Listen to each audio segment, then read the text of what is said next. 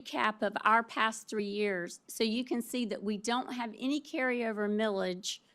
We have needed to utilize all of the millage available up to this point. So we do not have any carryover, but we would have 9.2 mills going into next year.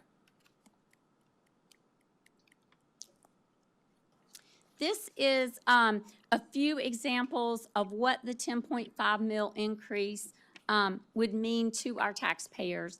And I have just pulled out a couple of dollar amounts, but a 6% property, which could be a rental property, it could be a piece of land at a $200,000 value. The increase at 10.5 mils would be $126.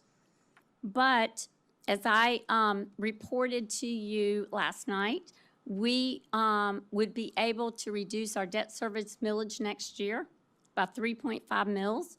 So the net amount of the increase would be $98 or $8.17 a month. On commercial property, that's things like furniture and fixtures for a business at a $200,000 value. The increase would be $221, but the net increase would be $147.50 or $12 a month. And then on a vehicle at a $40,000 value, it would be $25, but the net increase would only be $16.60 annually, or $1.39 a month. This is a recap over the last 7 years of our budget. And I just wanted to remind you that we do have a countywide millage of 30 mills that is assessed for all 4 York County school districts. York School District takes 1 mill off the top because they are the highest poverty district among the 4 of us. And then the 29 mills are divided among all 4 districts based on our average daily membership each year. At the 135th day, since we're the largest district, we do receive the largest percentage of the 30 mills. I think we're at about 38% of that millage we receive annually.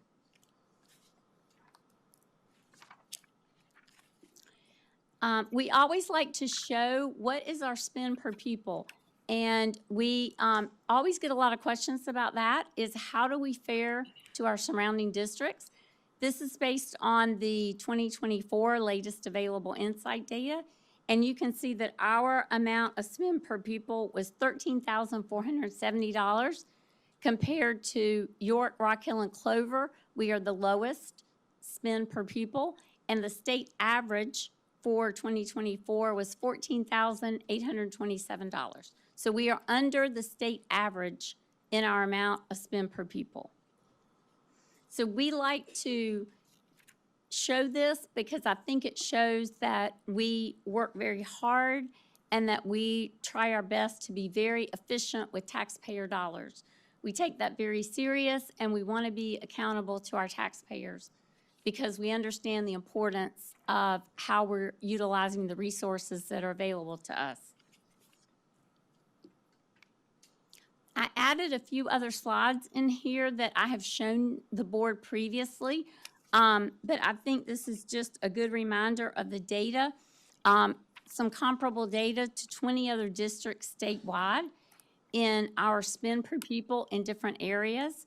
But this shows that we spend 71.9% or 72% of our funds on instruction and instructional support. That is direct classroom cost that benefits our students. This is a breakdown of our spend. So in addition to the instructional support, you'll see our operations spend is 20%. And then we have a very small amount of school management, program management, and a very small amount of district management. We get that question a lot, but we only spend $74 of our $13,470 on district management spend per pupil. This shows 5 top districts with the highest instructional spend, and you can see that we came in second of the top 5. There's only one other district, Beaufort County, that had a higher instructional spend than we did for this time period. And this adds another layer. This adds, breaks down the full spend into leadership, operations, instructional support, and instruction. And you can see that we are very much in line with 20 other districts across the state. And this includes the largest district in the state, Greenville. It includes districts that are high growth, as we are. And it includes districts that I am just aware of have very good financial management practices. And that's why I wanted to compare us to them to make sure we were in line, which I knew we were, but I like to see it on paper as well. And for the benefit of our taxpayers. I can't say that enough.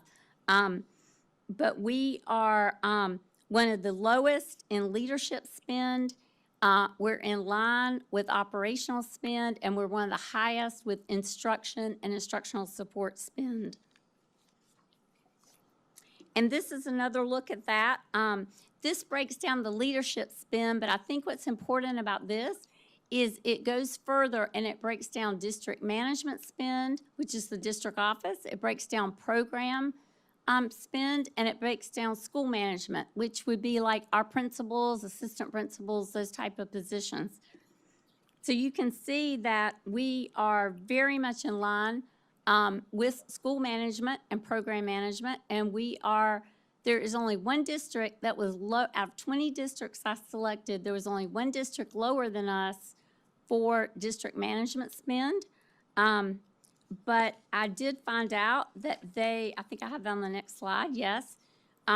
Berkeley County Schools, they're the only district that was lower, but as I looked at it closer, and I even called and chatted with them, they did not have anything coded for legal services. And I felt like that was a little non-comparable. So I feel like we are absolutely at the low end of district level management spend per pupil. And this just shows, and we will have this published publicly on our website, where our public and taxpayers can look at this in more detail and see the numbers. But this is the total per pupil spending for these 20 districts. And you can see we are in the lower bottom of the chart with our 13,470. But look at the high is Fairfield County Schools, and their spend is $23,919 per pupil. And then the low is Berkeley at $10,296. But there are a lot of districts right in the middle, very close to each other. So we are very much in line with our amount of spend per pupil. I hope that this information is helpful for the public to look at and see how much we value our taxpayers and the support we get here. We think that this budget plan continues to provide the needs for our schools. Our principals and assistant principals and our school staff do a great job of submitting their requests every year. I have shared with the board all of their requests. They totaled in excess of $26 million. We wish we could do all of those things for our schools because they are very thoughtful items that they would like to see added. But we do understand that this is challenging times, and we want to continue to be mindful of that for our taxpayers. But we do appreciate the support of the administration. I'm speaking on behalf of the administration. We appreciate the support of you, our school board, as well as our public. And we think that this plan will meet the goals and help us to continue to move toward excellence in all areas of the district next year. At this time, anyone in the audience is invited to speak and share any comments about our proposed budget plan. Ms. Lordo, I actually have cards that were filled Okay, out ahead of time, so great. we'll start with these and then see if there's any others. This will not be our normal public participation, but we'll treat it sort of the same way. So the first one up is Brandon Langford, and if you'll come up and again, just state your name and address, and then you can address the budget. Good evening, Chairwoman Spears, members of the board, Superintendent Young. Sincerely appreciate the work that has gone into this budget and transparency that the district staff, particularly Ms. Lordo, has provided throughout this process. Thank you. Last night's discussion highlighted the need to take a step back to refocus on something that I believe deserves greater attention. A single budget vote does not determine the financial future of this district. The long-term financial health of Fort Mill schools is shaped by hundreds of decisions made over many weeks, months, and even years. Budgets are simply a reflection of the priorities that reveal what we value enough to fund. And what happened throughout this process should serve as a reminder of how quickly circumstances can change. The district learned that more than $1 million in expected funding would need to be redirected due to changes in charter school funding calculations, communication failures at the state level. And as a result, this district returned to a proposed $10.5 million increase. No one on this board caused that problem, but it demonstrates how dependent our financial outlook has become on factors outside of our control. That's why I believe it's important to ask not only how we balance the budget, but what the long-term strategy is for maintaining the district's financial stability over the next decade. I want to acknowledge again Ms. Lordo's outstanding work in managing the district's finances. Earlier in this budget cycle, refinancing efforts helped significantly reduce the projected millage increase. That was meaningful. It benefited the taxpayers. And at the same time, I find myself genuinely concerned about whether we can continue to rely on extraordinary financial management heroics to bridge structural funding challenges indefinitely. Refinancing opportunities eventually disappear. Interest rate environments change. One-time solutions eventually become unavailable. A sustainable financial strategy should not depend on exceptional circumstances or exceptional individuals. It should be able to withstand changes in leadership, changes in the economy, and changes in state funding. And that brings me to another concern. Over the past 2 years, the district has absorbed significant recurring costs associated with opening new schools. Last year, opening Flint Hill Elementary required approximately $3.5 million in net new staffing costs. This year, opening Flint Hill Middle will cost $5 million in additional staffing costs. These aren't one-time expenses. These positions become permanent obligations within the operating budget and must be funded year after year, regardless of enrollment trends. At the same time, student growth and student-teacher ratios have remained relatively stable, while the number of elementary certified teachers have declined with no plans for replacement strategically. And that may simply reflect changing dynamics, demographics, but it also raises a reasonable question. What happens if enrollment growth begins to slow or even declines? And that question leads directly to the issue that many families continue to discuss, and that is SILFAB. On March 10th, this board unanimously adopted a resolution expressing concern about hazardous chemical operations adjacent to Flint Hill Elementary and Flint Hill Middle School and called for the permanent removal of hazardous chemicals from that site. We all support that resolution. Myself and many parents support that resolution. But that was 3 months ago, and this community has yet to see any meaningful action from this board. From my perspective, your actions don't match your words. Many Flint Hill parents I speak with remain concerned about the long-term safety implications of having industrial chemical operations located so close to 2 schools. It's abundantly clear the children in these Flint Hill schools are not receiving the same education as other children in the district. Families have and continue to openly discuss homeschooling, private schools, charter schools, solely based on the well-evidenced health and safety issues at 7149 Logistics Lane. And while I'm not suggesting there will be a mass departure from the district, I do believe it is reasonable to ask whether the district has evaluated the financial impact if even a modest number of families choose to leave. Student enrollment matters. It's one of the primary drivers for your state funding. If parents begin making decisions based on safety concerns, that becomes both a student issue and a financial issue for this district. For that reason, I believe the board should carefully evaluate whether district resources are being aligned with the priorities expressed in the March 10th resolution.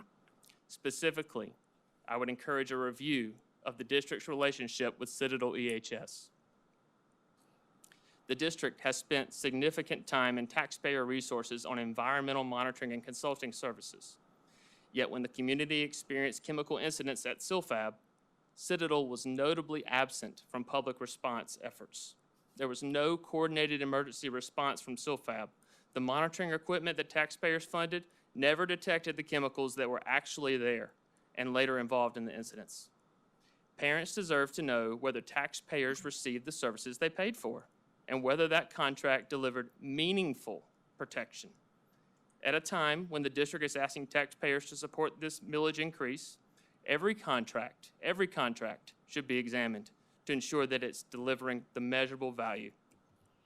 I would challenge this board to consider whether some of those funds would be better spent supporting legal, legislative, and advocacy efforts aimed at resolving the underlying zoning and land use issues, specifically at Silfab. Finally, I want to ask the board to discuss its broader long-term financial strategy. What is the plan for reducing bonded debt?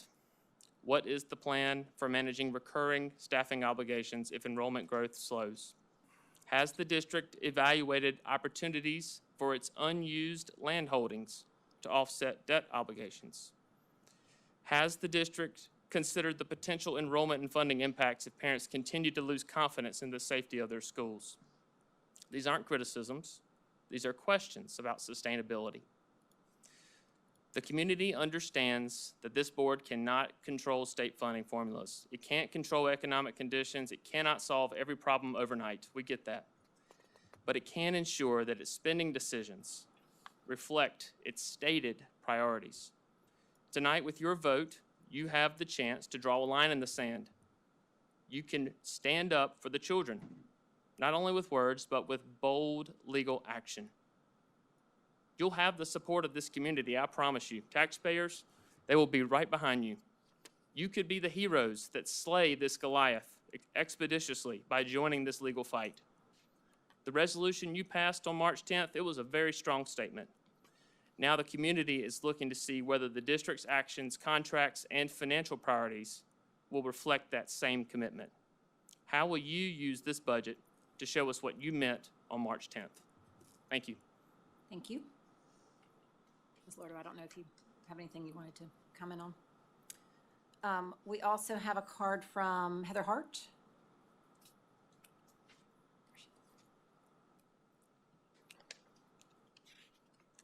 Hello, I'm Heather Hart. My address is 547 Rock Skipway, Fort Mill.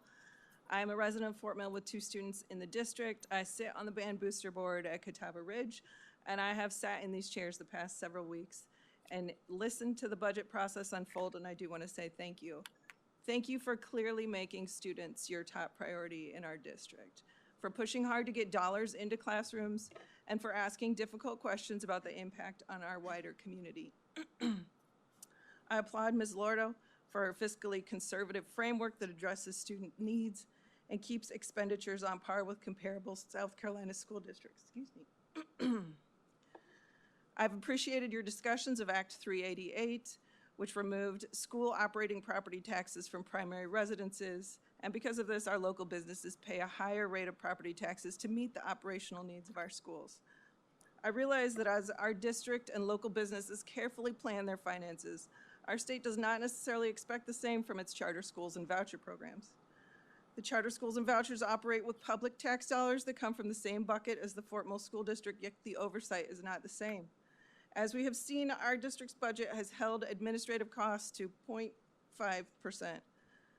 Yet comparably in charter schools, 2% of their budget goes to an authorizer, and if we look specifically at Ascent Classical Academy of Fort Mill, an additional 14% went to their management organization. These should be addressed legislatively. These challenges in funding and your careful consideration of expenses do not go unnoticed, and I appreciate your adaptability, especially in light of recent events. Thank you. Thank you. Caitlin Boyle.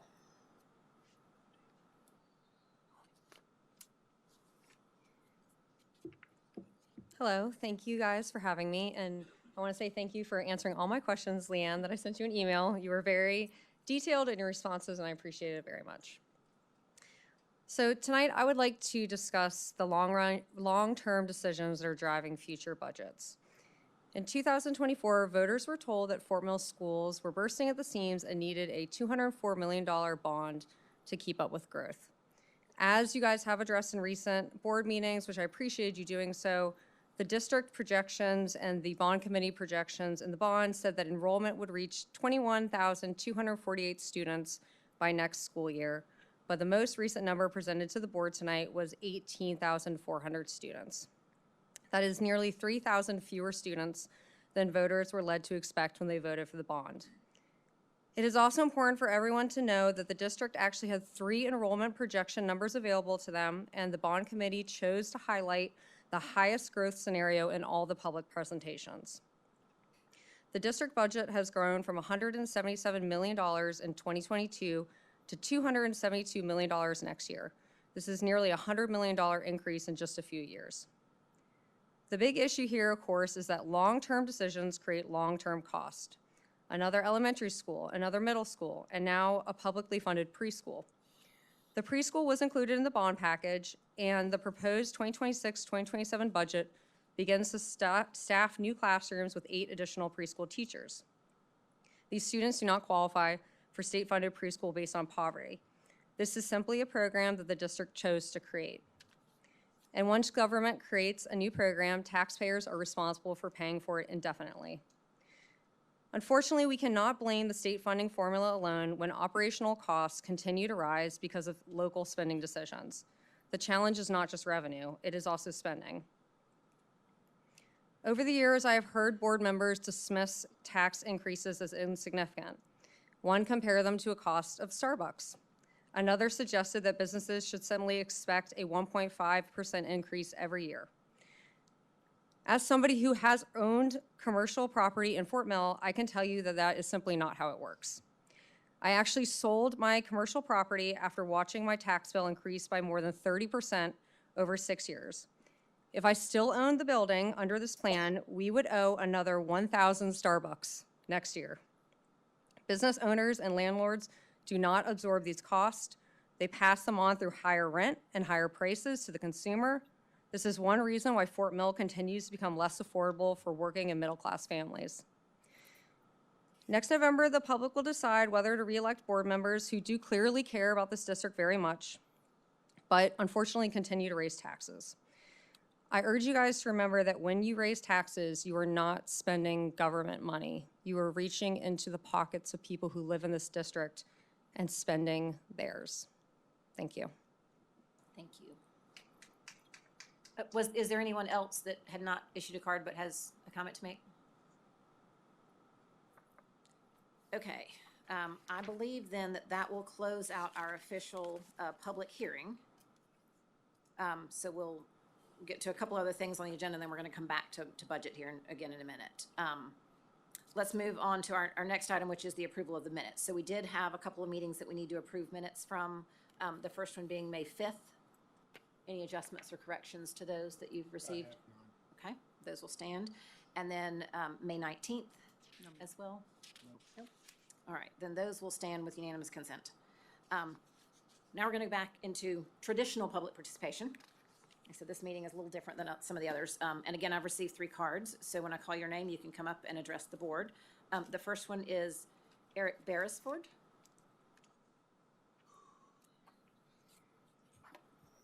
Good evening. Thank you, board, for allowing the public to have an open mic. My name's Eric Beresford.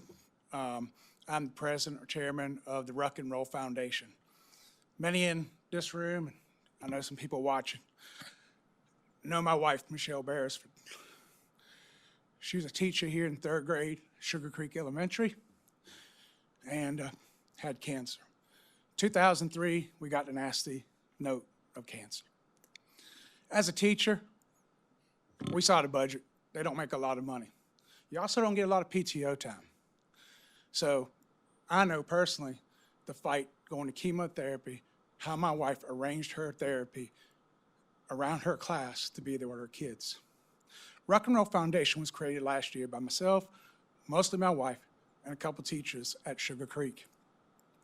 It's there for Fort Mill School District strictly. No other districts included. We had a 5K run last year. Thanks again for the use of some of the facilities. We had a pickleball tournament about a month ago, and we're doing another 5K in October. The Rock and Roll Foundation has been reached out by a teacher, admin, at Springfield Elementary, and we're currently financially helping that teacher through her chemo treatment. I want people to be aware that this foundation is here. We set it up to help. I can tell you that Sugar Creek Elementary, the school board, has done nothing but bend over backwards to help my family. And I greatly appreciate more than you'll ever know. It's our turn to give back. The money's there. If you know a teacher, a spouse, or a child that's going through cancer or treatment, go to our website, rockandrollfoundation.com. We're on Facebook, we're on Instagram. Reach out. We're there. We got a full board. We ask for a lot of PII information to make decisions, but it's available. I say that lightly because I don't want anybody to use it. I don't want anybody to go through what we just went through over the last 3 years. And as we know, my wife passed. But it is there to help. So it's a blessing in two ways. So again, I'm just here to put the information out. It's there. And thank you. Thank you. Can I get something really quick? Is it ruck and roll, like the Ruck and like the roll. bag you wear? Yes. Okay. Yes. Stephen Santos?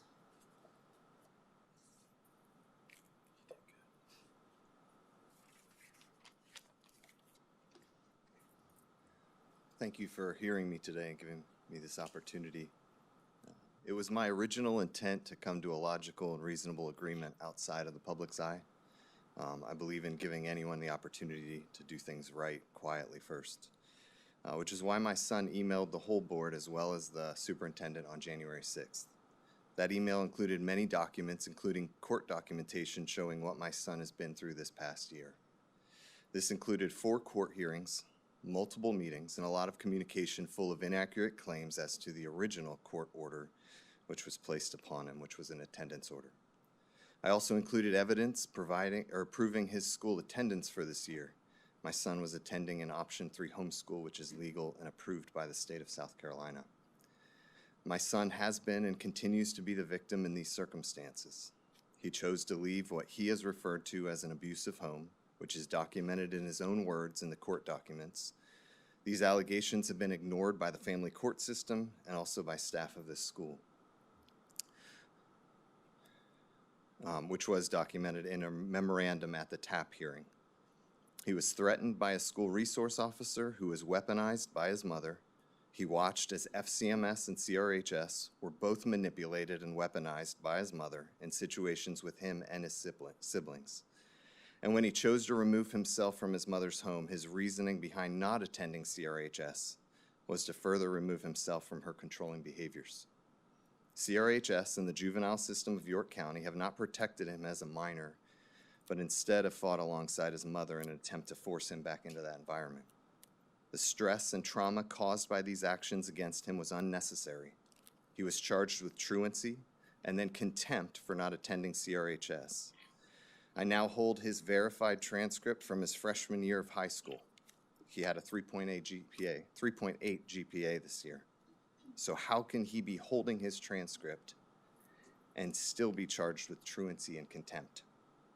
My son lives with me full-time now and since June of 2025. And per South Carolina law, it is my responsibility to make sure he attends school. He has refused to attend CRHS, even at my request. Therefore, I enrolled him 3 times into different schools. The first 2 schools his mom unenrolled him from. She was able to do this because staff of CRHS gave her information as to where he was enrolled. Both of those times. I was just informed that she plans to re-enroll him at your school this next year. He does not live in your school district.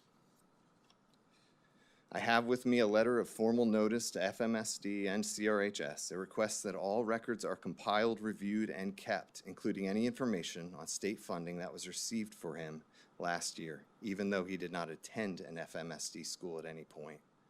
CRHS involved themselves in a civil matter, even to the point of filing contempt charges when documentation was present and offered proving that he was in no way in contempt of the current attendance order.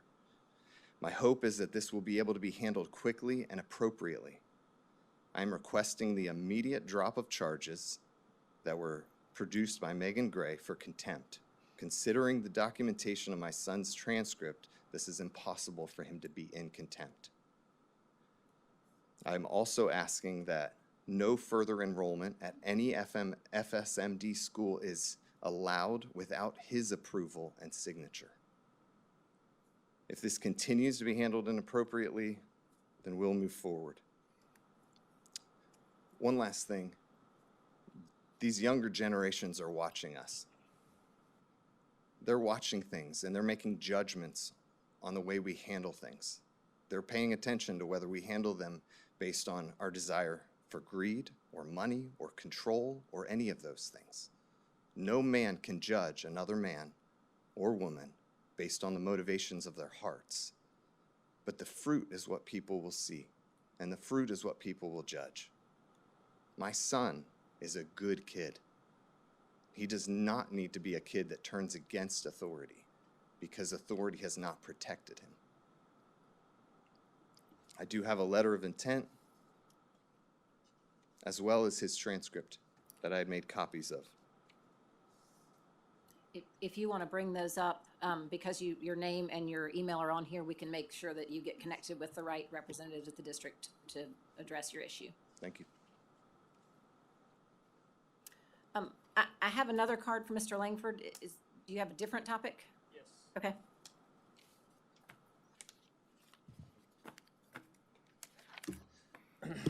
Hello again. Good evening. Thank you, Dr. Dixon, for your presentation last board meeting on policies IIB, JCA, and JFB, and the district's plans related to school choice and inter-district transfers. Before these policies are adopted, I think it's one of the action items tonight, I believe the board and the public need additional information to determine whether these changes represent meaningful reform or simply create the appearance of expanded opportunities without addressing the concerns driving families to seek alternatives in the first place. Regarding policy IIB and class size standards, I would appreciate some additional context regarding our current student-to-teacher ratios across the district and at each individual school. Specifically, what are the current average ratios for grades K through 3, 4 through 8, and 9 through 12? Understanding where we are today would help families evaluate whether these proposed standards represent a significant change from current practice. I also have questions regarding specialized student populations. During the first reading, it was stated that ratios would be calculated using core instructional teachers.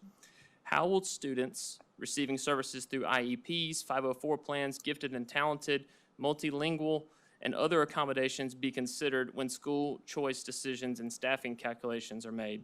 Additionally, how will the district ensure that students requiring specialized services continue to receive the appropriate accommodation if they participate in school choice opportunities?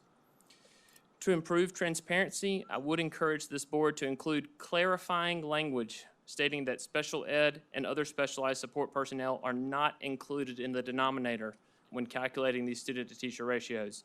I also believe pre-K and kindergarten deserve special separate consideration as the presence of instructional aides and support personnel creates staffing dynamics that differ substantially from grades 1 through 3 and could skew the ratios. Regarding inter-district transfers, I have two questions.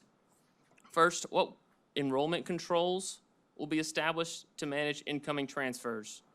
Will there be annual caps or other restrictions to ensure growth remains manageable? Second, how does the district intend to fund the costs associated with students transferring from outside the district, particularly given our growing reliance on local taxpayers to support both operations and capital needs? Finally, I'd like to address the proposed school choice policies.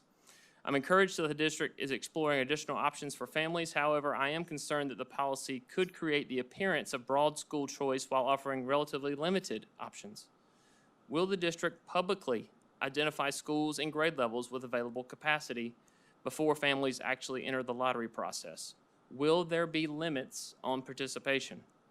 How will the district respond if a significant number of families from a particular school seek reassignment? My greatest concern is that these schools with the most available seats may not be the schools families want to attend. If a school has available capacity, but is also the school from which families are seeking reassignment, the district may find itself with a mismatch between available seats and actual family demand, giving the appearance of choice. This is particularly important because many families are not seeking school choice simply for convenience. Some families are actively looking for options because of ongoing concerns, which I mentioned tonight about SULFAB, about safety, environmental, and other circumstances affecting their assigned schools.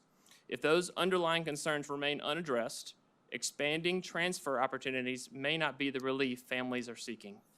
And for that reason, I encourage the board to clearly communicate the opportunities and limitations of these programs and ensure that expectations are realistic before implementation. Thank you for your time and consideration. Thank you. All right, I've lost my place. Here we are. Okay, I guess we're going to talk some more about financials. Ms. Lordo's up again. Thank you. In your packet for this evening, you have the monthly financial report for April. 10th month in the fiscal year, total revenues to date were $235,372,000. Expenditures were $201,341,000. So as we would expect, we were in a positive cash flow of $34 million. We have, at this period, we have collected a little over 100% of our budgeted local taxes. And we had a couple of state tax reimbursements that came in this month, homestead and Tier 1 local property tax relief. Vehicle tax collections were $2.2 million. And projecting tax revenue out to June, because we will still collect on vehicles for May and June and any delinquents. We are estimating we will be about $7 million over our budget, but that's about 5%. And you will hear me later on say that again when we discuss the year-end transfer. Any questions about the monthly financials for April? I did not see any other significant variances. Impact fees collected to date is $84,181,352. We've earned interest of $7.5 million. And we have drawn all of that down from York County now, except for about $494,000, because we did have May collections of $489,000 plus interest. We had 6 homes and 15 multifamily units paid in May. But to date, we've now collected 3,002 single-family units, and we've collected on 2,247 multifamily for a total of 5,249. So we do have that 400,000 that we will, I'm sure, be drawing down this summer as we complete construction for Flint Hill Middle School. And then, Ms. Lordo, once the construction is complete and the school is open, as we continue to collect additional impact fees, those will be held until? Those will be held towards the next elementary school or seat capacity for high school students as well, as we look at that over the next couple years. Yes. Okay. Questions? Questions on the monthlies? Thank you. All right. Now we're going to get to hear from Mr. Tony Carey, who we don't always have as a guest speaker. Good evening. Hi. Thanks for having me this evening. Many years ago, when I was at Erskine, I was a business major and had some elective classes I needed to take. So there's a soccer coach who, some of you are into soccer in the state of South Carolina. I'm sure you know the name Ralph Lundy, Hall of Fame South Carolina coach, as well as Hall of Fame Erskine, Hall of Fame College of Charleston. And he was teaching a class, and I really liked him. He really respected me, and we got along with it. So I said, I'll take this school and community health class. I wasn't thinking about teaching at that time, and it was a class for teachers, so I went in there. And a few things still echo in my ears today, and one of them is, and which led me to, be excited about this project, is Idle Hands Devil's Workshop. And I always remember that as a teacher, to not have make sure my students were always engaged, because if not, that's when the trouble happened. And same thing when I became an administrator. So this past summer, I got a phone call from Corey Husted, and there's certain people that you have in your life that you have a hard time saying no to. Corey's one of them. And she said, I want you to think about something, because I was on vacation at the time, actually.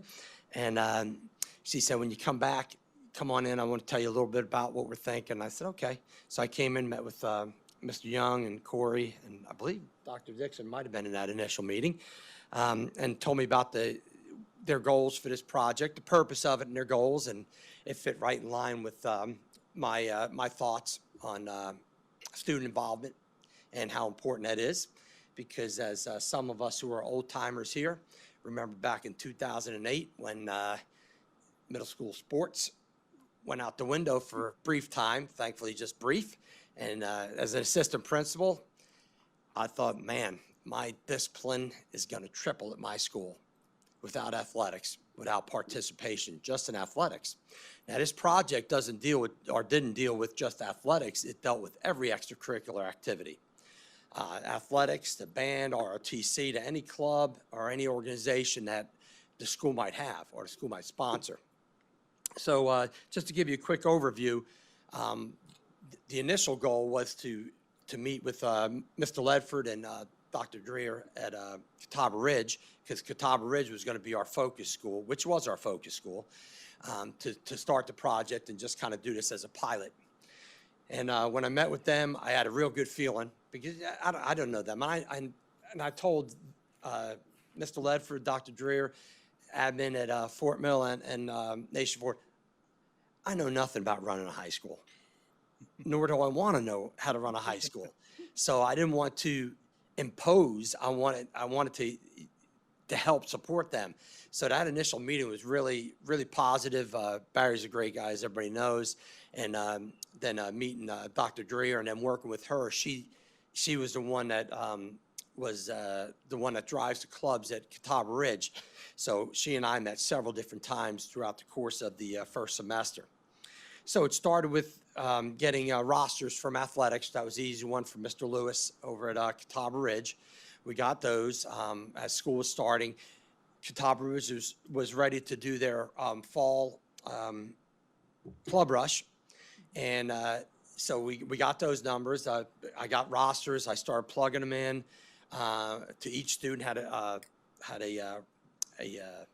roster of all the students on a Google form, and was able to plug in all the activities they were in, and then, of course, filter out and find out who wasn't involved.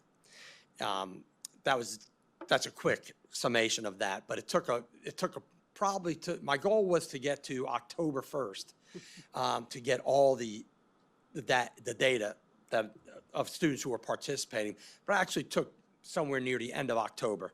But we finally got that, and moving on from there, we broke down the numbers, looked at all the participation, and we looked at the students who weren't showing up on a roster of any kind. Those students became our focus group. So the first semester, as we got that, I put together a Google form so we could send out to all those students. So I got a nice email list from Tammy Fowler, and I'd like to thank Brian and his staff for supporting this project as well. John Bradstreet, unbelievable. And so I got that email list. I got with John. He worked out his magic so we could send it out the right way. And I put a little message in there just a broad message to all those students. Got responses back, a lot of responses, but as John said, you know, you're only going to get 10% back. And I'm thinking to myself, there's no way I'm going to get way higher than that. I got 10% responses. So he was right. He knows more than I do on that field, obviously. But we got some good responses from it. And we also picked up on some students who were already involved in something, so we were able to add them to the participation list. So as we got closer to the end of the semester, Stacy and I met again, and she was talking about when she was going to do her, that's Stacy Dreer, was going to do her second semester club rush. Catawba Ridge decided in the beginning of the year that they were going to do this to start the second semester, which was great. And so she gave me a date. I want to say it's January 14th. That rings me. I believe that's what it was. But anyway, she was going to meet with like the ninth grade parents, or she was going to have something at the high school to promote those ninth grade students to get involved some way. And when they do their, right before their IGPs, so they can go to the IGP, pick out a couple clubs they can go in. And then I sent out another email that was geared towards ninth graders only, 10th and 11th I combined, and then 12th graders. And just encouraging our 12th graders who weren't involved to say, hey, listen, last opportunity to possibly meet some new folks, find out a new interest, and just, you know, maybe, you never know, meet some lifelong friends beyond this. And surprisingly, we had, a few seniors that signed up for some clubs this spring, which was pretty cool. But the main group is the ninth graders.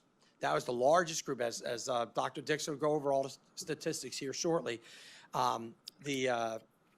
Our largest group of non-participants were ninth graders to start off with. And when we met first of all, we met, it was like we were best friends forever. It really, I don't think I've met anybody that I just connected that quickly with. And she said the same thing. But in the beginning, I remember her telling me that, we don't know where this is going to take us somewhere that we didn't expect. So, and it did. And we'll go over that here shortly with some recommendations at the end. But I wanted to also just do a shout out to, again, Catawba Ridge admin and Mr. Lewis for their support. And also, anytime I bugged any of them with emails, I got responses. Also, their teachers who sponsor activities, because I reached out to them. I tried to take that off Stacy's plate instead of her continuing to say, hey, get your rosters. And I sent out email introducing what I was doing, and they were now responding to me directly for the rosters in the first semester and then in the second semester after that second club rush. Also, Chris Chandler and Miss Krupp and Miss McSheehan over at Nation Ford High School, same thing. Initially, we were not going to get their data. But after I got done with Catawba Ridge and we met and also met with the principals, I realized Chris and Zach wanted to get their numbers too. So we got all their numbers in as well. And so this way you can kind of see where all the schools are and just get that ball rolling. And so also Zach Beam, Dr. Bola, and Dwayne Hartso for getting all their rosters. So I do appreciate that.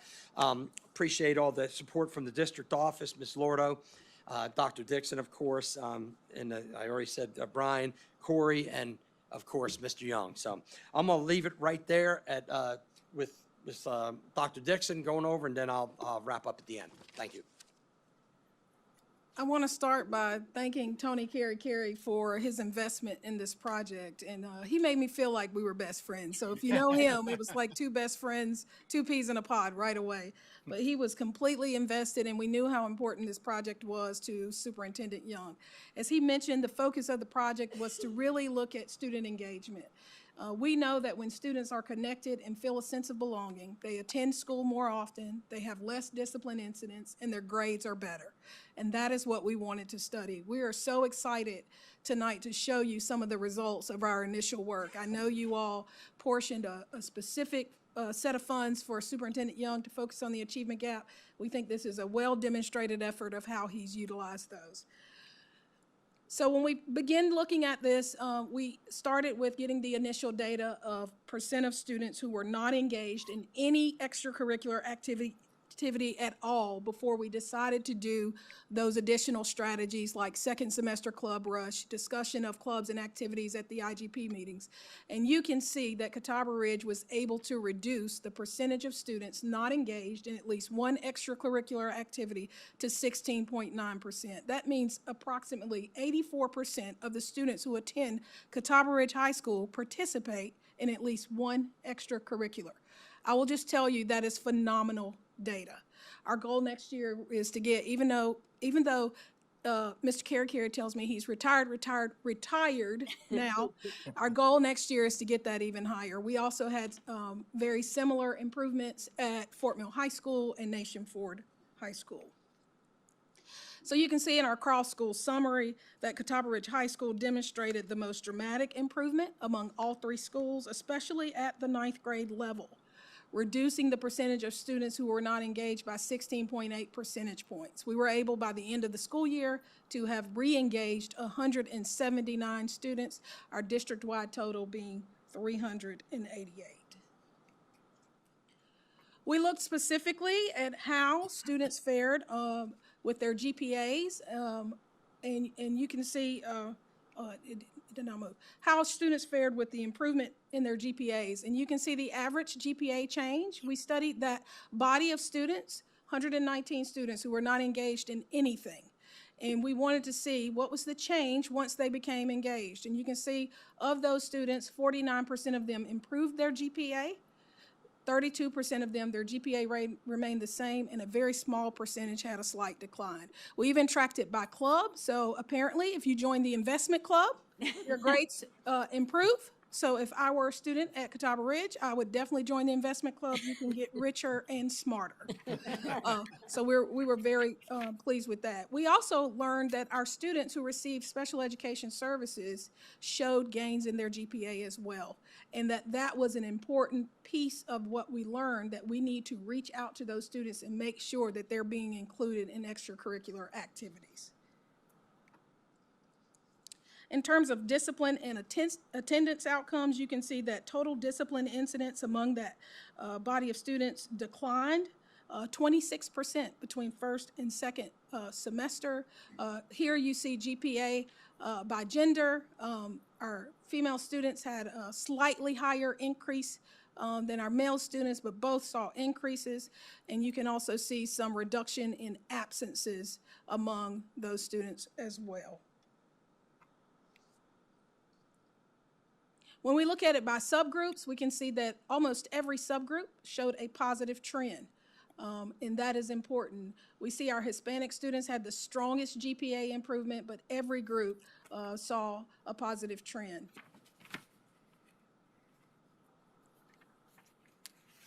We know that our students with 3 or more first semester discipline incidents were among the most improved behaviorally second semester.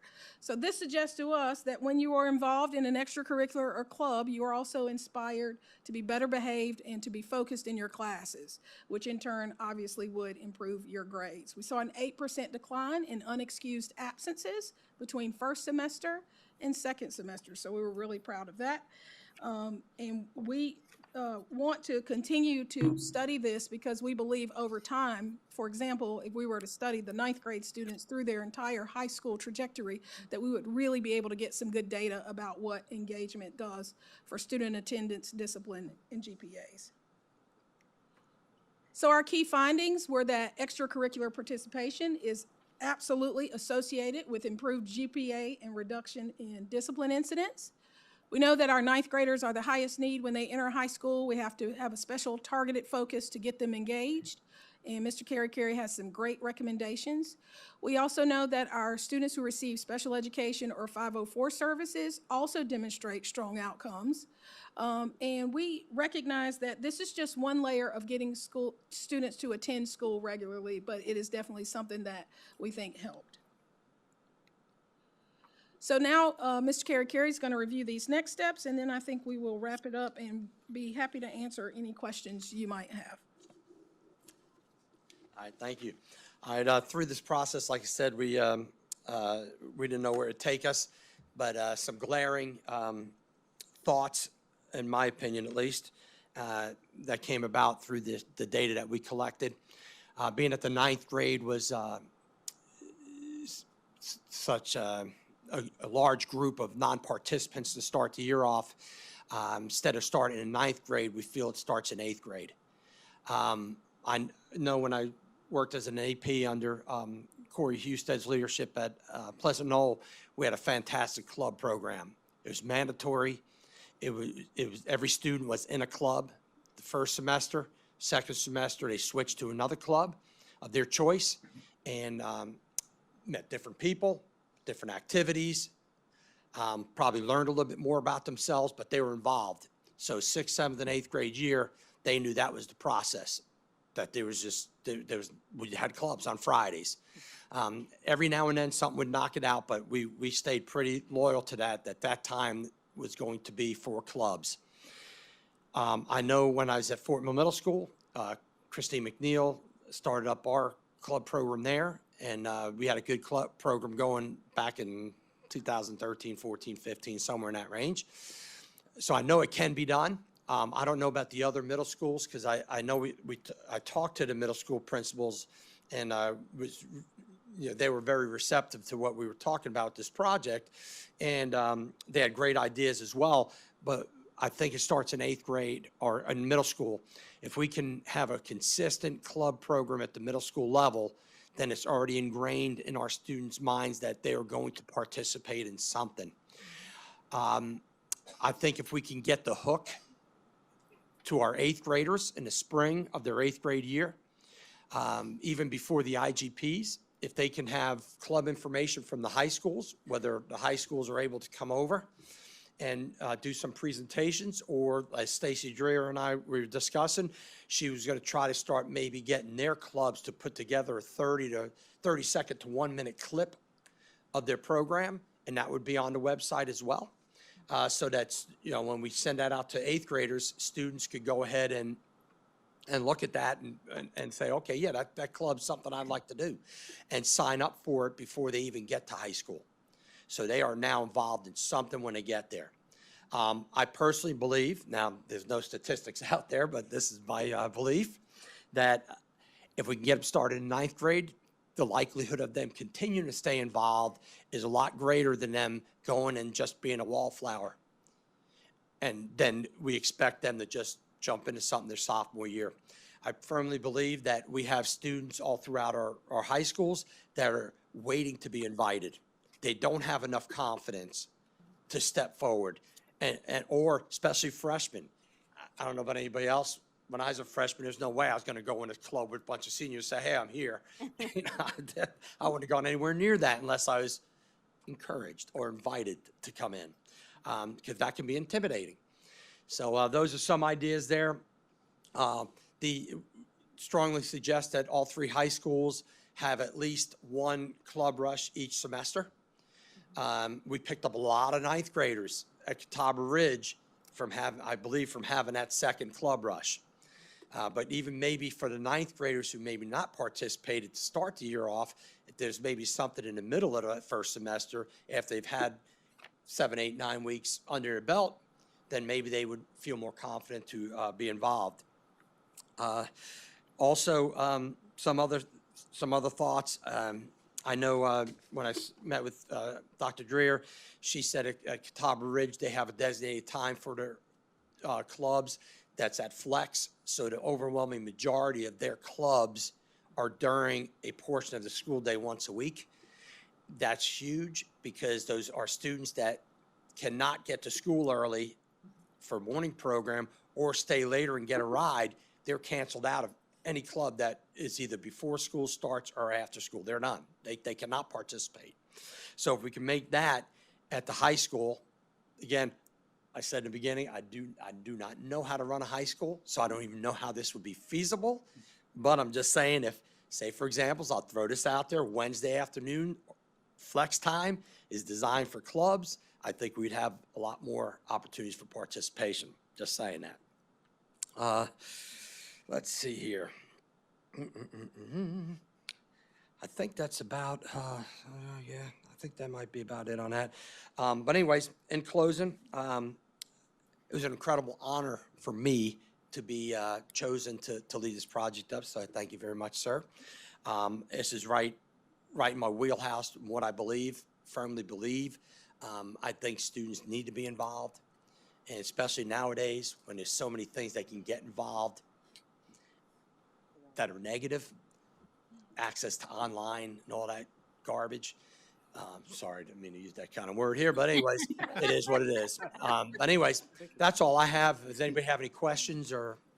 I have a comment real quick. I just want to, first of all, thank you, Tony, for all of the work you did on this. And thanks to LaToya and Corey for their work as well. Obviously I had a vision for this, but y'all took this and just ran with it and made it so much better and so much bigger than I ever imagined it to be. And I also want to thank you. He's not telling you these things, but there were a lot of one-on-one conversations with students that he had and got them involved. And I think that's why we wanted you. We knew you love kids. We knew you would work hard and we knew you would make this your baby. And so I know you say you're retired, but we're going to try to pull you out of retirement again. Well, There's going to be a conversation. I'm going to get Corey to call you. But I will say this though, and I've told people this already, that I'm more a volunteer. As thank you to Dr. Borland, if she's in here. Yeah. There you go. For allowing me to come over to a field day and volunteer on Friday. That 8th grade group was my last group that I had as 6th graders, so it was great to see them out and have a good conversation with them before they head to high school. But I did want to, one thing I forgot until you said something, made me triggered something. I do want to talk about one child that's going to high school now. When he came to 6th grade, he was bigger than me then, and he's way bigger than me now. So when I saw him Friday, he came up and gave me a big bear hug, and it felt like my feet were off the ground. And he said, and he wanted to tell me what he was doing. I knew what he was doing. When he first came to us in his 6th grade, he was a mess. And I connected with him immediately because he was wearing his Gamecock stuff. So we had that good conversation. Sorry, you Clemson fans, but it was good connection there. And then I found out that one of the teachers beloved teachers from Fort Mill Middle School who retired, that's our nephew. So we had a great connection there. And we built a great rapport, but he struggled so much that first year, just even connecting with students. He was much more comfortable with adults. And we tried to get him out of that, This year, he finally stepped out of his comfort zone. He played football and he wrestled. And he's going to continue doing that. And I'm telling you, what he looked like on Friday compared to what he looked like as a 6th grader, total transformation. And that just fits right into this project. So that's awesome stuff there. Thank you. All right. Yeah, just couple takeaways Come back. From that. So going through the superintendent search, this was a really big deal. This was a really big deal for you. You talked at length about closing the achievement gap, which, truth be told, like, you didn't have to do because our numbers were already very, very good. This kind of what we did here is we don't like to expose our weak points all the time, right? Because we do a really good job at a lot of things. But the reality is, when we looked at the data, we have these weak spots. And so just kudos to you, Mr. Young, that you really took that, you ran with it. We're definitely seeing the benefits of it. Every single demographic went up.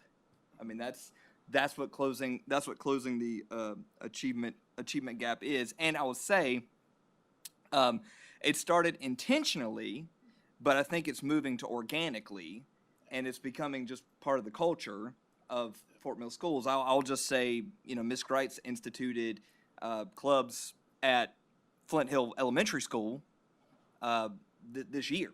And so if that's the trend that's continuing, it won't be so much having to work to get these kids. It'll already be like a natural part of the school day, which is great, getting students involved. And so where you don't even run into that 6th grader who's kind of struggling, right? He's already been like organically grown into that. So yeah, great job. Love it. Thank you. Questions? I make a quick comment. Piggybacking off what Mr. Helms stated. During the superintendent search, one of the things that was important to me was regardless if it was going to be an internal candidate or external candidate. But my lens was surrounding what can you tell me that's going to influence us being the best version of ourselves. And one of the things that I believe that's consistent with how you carried yourself during the interview is, I think some of you may not know, or I know I mentioned it during that exercise, but Superintendent Young had made some phone calls to, top 100 school districts in the country. And yes, the rankings are important and all those types of things, but I think it is, in my opinion, I think can be difficult sometimes for a school district like ours, who are very prideful in many different ways. And this is consistent with what you mentioned that you would do, and I say, exhibiting an agile mindset. And so I just want to say I'm appreciative of this, because this goes hand in hand on what perhaps could influence other parts of the versions of how we can become better at what we do. So. Well, and I think it also shows that, it's more than academics. There's a lot more to closing the achievement gap than just extra tutoring and different interventions in the classroom and outside the classroom. Yeah. But y'all are giving me a lot of anxiety talking about superintendent search. So. We don't want to do that again anytime soon. Well, I would just add, we've also been talking a fair amount this year about chronic absenteeism. Yep. Right? In order for students to learn, they've got to be there. And I think engagement in the school and desire to come to school and relationships at school and expectations that there's a club after school or a practice after school is really critical in helping some of those students who are then going to be there because there's a reason to be there. And it's not just about sitting in class, which is, sorry teachers, not as much fun as going to clubs and practices. So I think it fits well into that as well. Thanks for saying what I was going to say. I know, right? I don't have to say it anymore. All right. I believe we have 10 action items. Some are kind of related, but this may be kind of long, so they're in an order. I'm not sure if it makes sense, but we're going to go through them in this order. And we're going to start off talking again about the budget. Thank you. Let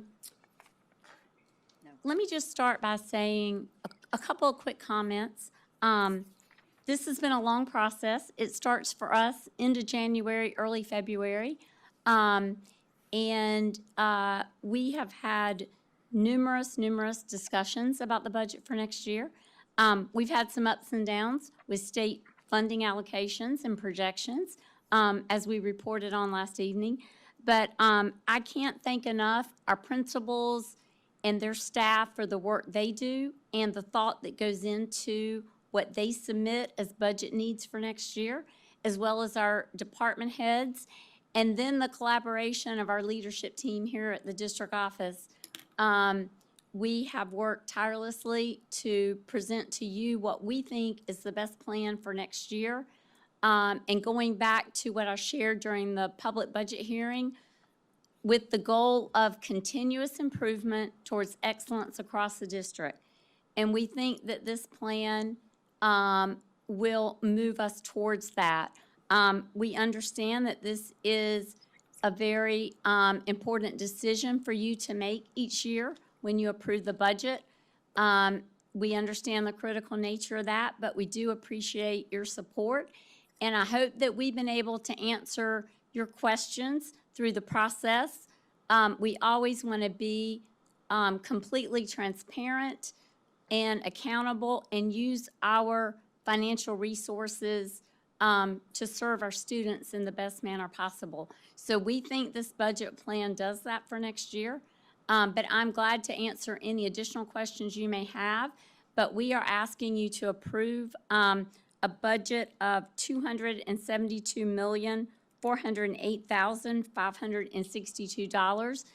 That would require a 10.5 mil increase to supplement state funding for next year, but it would be offset by a 3.5 mil decrease in debt service fund based on what we have been able to see with the increase in our assessed values on the debt service side.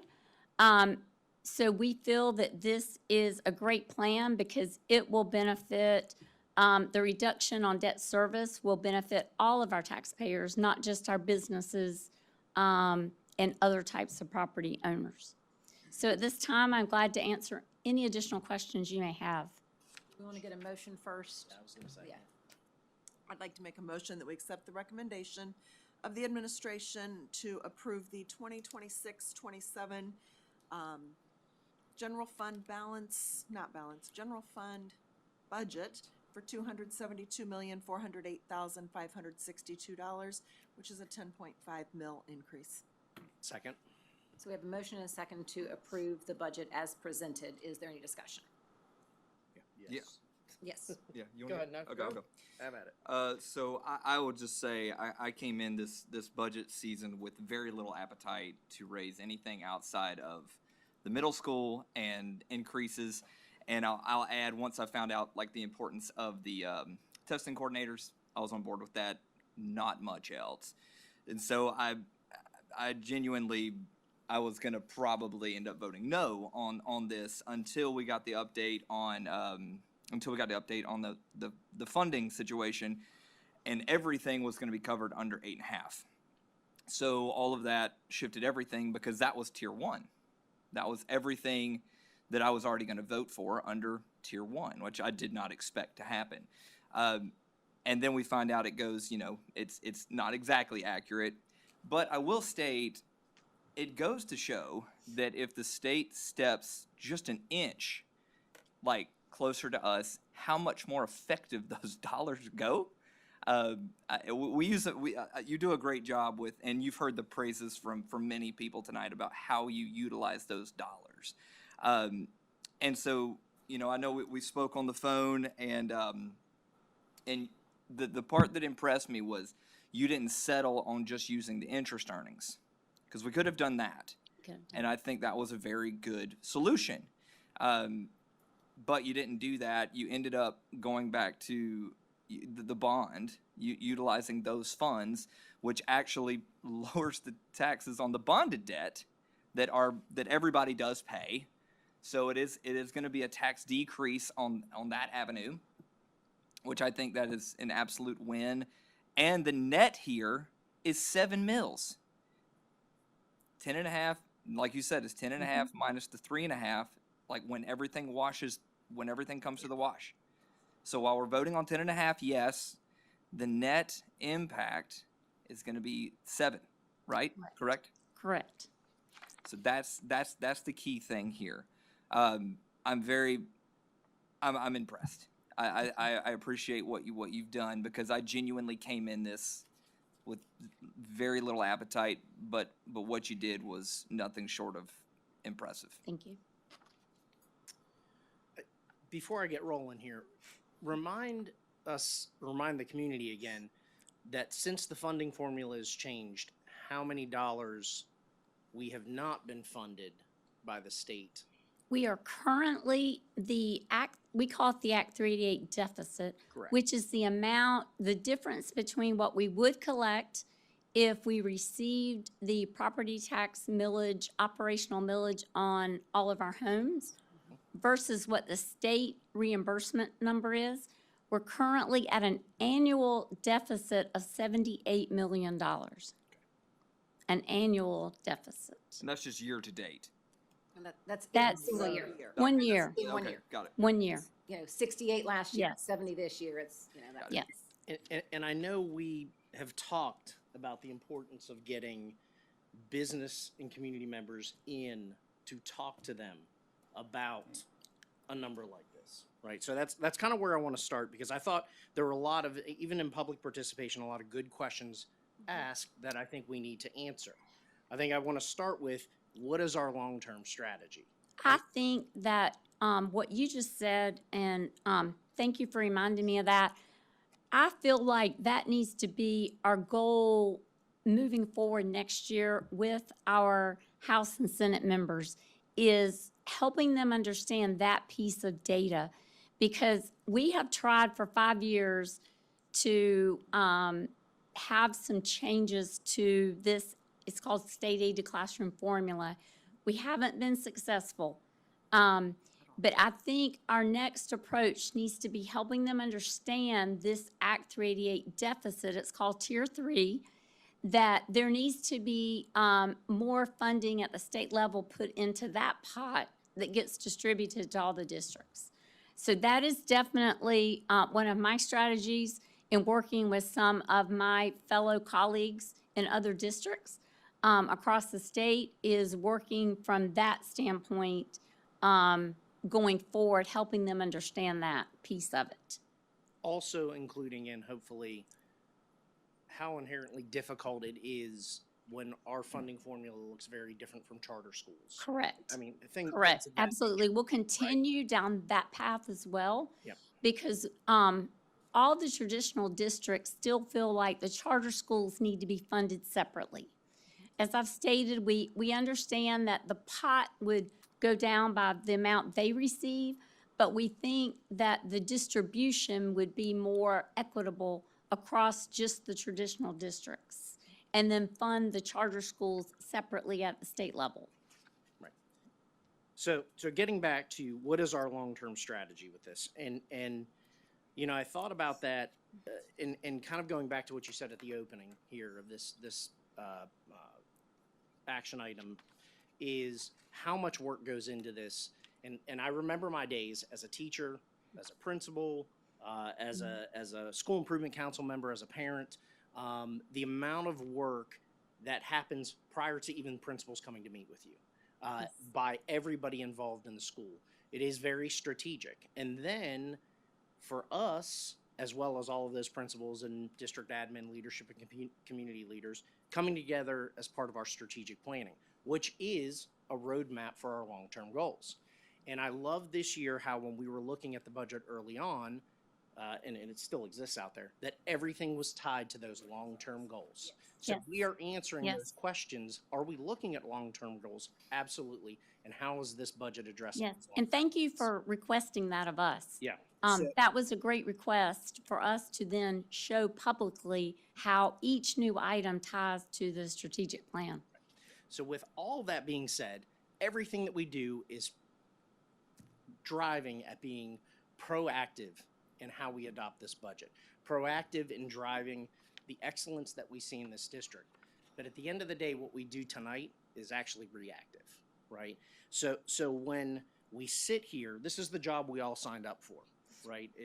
And yes, we're easy people to sit and say, you're about to raise our taxes. At the end of the day, I know hopefully those same people that are accusing us of that are also turning to their state legislators and the state senators and the people that actually can make that change. Not us.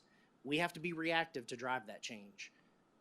Talking to them about making those changes at the state level, because I think that's really what needs to happen as well. We need to communicate with them and bring all those business partners in to say, here's how it's affecting us and how we have to react to it.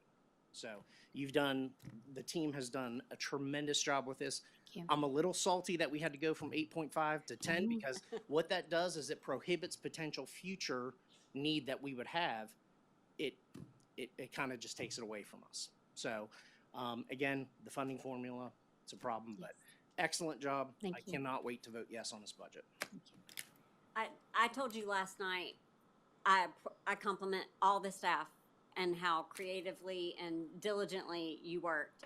And I am glad you heard us when we said, can we see it matched item for item with the strategic plan? I think because right before we started talking line items on the budget, we all discussed the strategic plan and fully supported moving our district in that direction and looking at, are these still our priorities? And they are. I think it made it so crystal clear that we cannot or should not and do not want to say that we think this is an important goal, but we don't want to fund it.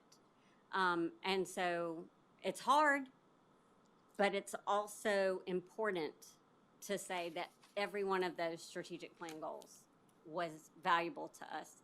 So I appreciate the work that went into that. I appreciate how many times you had to go back to the drawing board, how many times we said, Can you look at this one more time?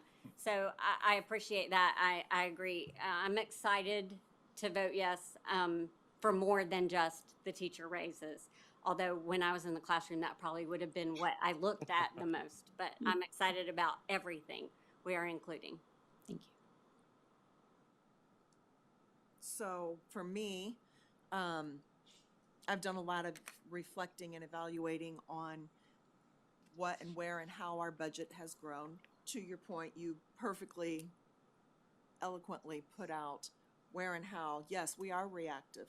We're reactive because we don't get the privilege of being able to control it from a state level. We share and advocate accordingly.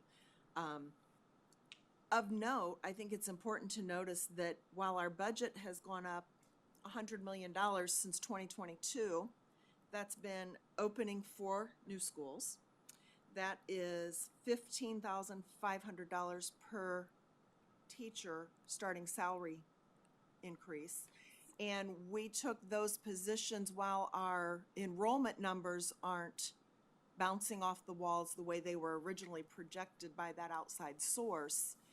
We have repurposed those positions and those roles into other positions that directly and positively impact the quality of education, the resources and the benefits to go back and elevate every one of our students, and especially those most struggling students. And I appreciate and applaud the fact that we're able to do that, as opposed to some of our neighboring districts that haven't been able to do that, even though their numbers continue to climb in budget but decline in headcounts a whole lot, and then fire people because they can't make their budget and whatnot. We haven't done that. We have repurposed and taken care of our students and our staff, and I think that is commendable, and I so applaud that you always take care of not only our general fund side of things and where that impacts our businesses, but we are always looking at how we are managing our debt that we, those of us sitting up here that live in this district, as well as our public, vote to tax ourselves on, and that we do everything that we can and review that annually, and where can we save money for our taxpayers accordingly. So I applaud those efforts, and I thank you and your staff and everyone that's been involved in this process. And I'm glad that we have and continue to always evaluate every component and piece in the situations we're in. Sorry. Anything? Yep. Trying not to repeat any of the I good know, things right? that these folks have said that I fully agree with. In 2007, well before I was on school board, when Act 388 came into play, I knew it was going to be a problem then, but not much you could do about it. And we're now here, we're seeing, every year we talk about it, and we see it every year. I've been through the budgeting process for a number of years now, 17 exactly, starting with a major budget cut in the first year that I was here. That was not a lot of fun. But, and I've seen, you know, every year you got to go through what you need, what you don't, justify this, justify that, figure out how you're going to fund it. But I would say out of all those years, I'm the most impressed this year of the effort that has gone into it, because there's been some more extenuating circumstances as well, and opening a new school is never easy on a budget. To the population slowdown, well, that's a good thing, because now we've got some capacity, and we're looking, well, aside from the high school additional capacity that we need, you know, it's going to kick that can down the road as it appears today. We'll see what happens down the road. So anyway, thank you to yourself specifically, but to all the staff that provided the input to get to where we are today. Much appreciated. Thank you. So I want to thank you for your rapid response in returning emails and phone calls and such. With all the great things that I think you've done, I still believe there's a lot of work that's in front of us. And my next 2 years, being on the board, I'm going to be very direct and transparent on where I am, as I've made clear where I stand in regards to the future of the district. I do have questions on things, and I'm not going to regurgitate it, but I've been the most direct with you and the superintendent in my questions, and I hope you didn't take them personal. But those were questions that I needed to be answered, as I shared with Superintendent Young where I was a few weeks ago. So I want to thank you for that. If you would, when I go back to spending allocation per pupil, you made a comment regarding good financial business practices. For those folks that may not be as financially savvy or from a CFO perspective, can you kind of share with the public what you mean by when you say good financial business practices? Because I see some school districts that are on here that certainly don't exhibit that. But I want to hear you from your perspective in sharing perhaps what may make us and some other school districts different from others in a positive manner when we're discussing good financial practices. Well, I think when I selected the 20 districts, I am looking at districts that I know either they might have a higher starting teacher pay than we do. So that's always interesting to me. Okay, how are they doing that? Sometimes they're able to do that. A lot of times they're getting a lot more federal funding than we get because, as I mentioned earlier, we're the lowest poverty district, which means we get the least amount of federal funding to supplement our local funding and state funding. I also looked at districts where I know their finance team or I know their superintendent, and I know generally how their board operates, and it's very similar to us as far as what they prioritize in their budgets. I know that a lot of these districts focus on the importance of instruction in the classroom. And so those are just some of the aspects that I looked at when I selected these districts, in addition to districts that are in proximity to us location-wise, or districts that we generally compare ourselves to because they're high-growth districts in the state. So those are just some of the things that I thought about. But all of this information is publicly available on the State Department of Finance's website under the Insight Data tab. Anyone can go pull any districts for the year. They have about 8 years out there now. I did inquire, you asked me last night about the 2025 data. I did inquire today, and they said that they are working on that. It's not available yet, but as soon as it is, they will post the most current 2025 data that we submitted in our audits on their website. Okay, so there are two things I'll leave you with. Okay.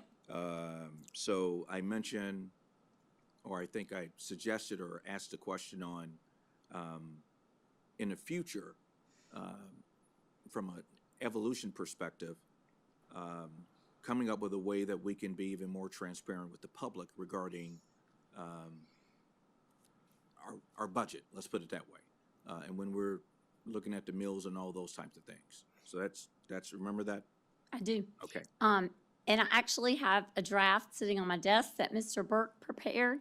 We are going to try to do more on our district website as far as more detailed narrative and data about our budget and school funding in general for the benefit of the public. We're going to very shortly after tonight be putting that out there as well. Also, the South Carolina Revenue and Fiscal Affairs Office has an education dashboard on their website with a lot of comparable data, and anyone can go into their website and pull any district as well. And it has a lot more school report card information, curriculum information, those type of things as well. Also, every month we have to post on our website all of our, we call it our check register. It's all of our accounts payable, all of our spend gets posted on our website every month, as well as credit card transactions. Our purchasing card program is posted on our website every month for the benefit of the public to be accountable.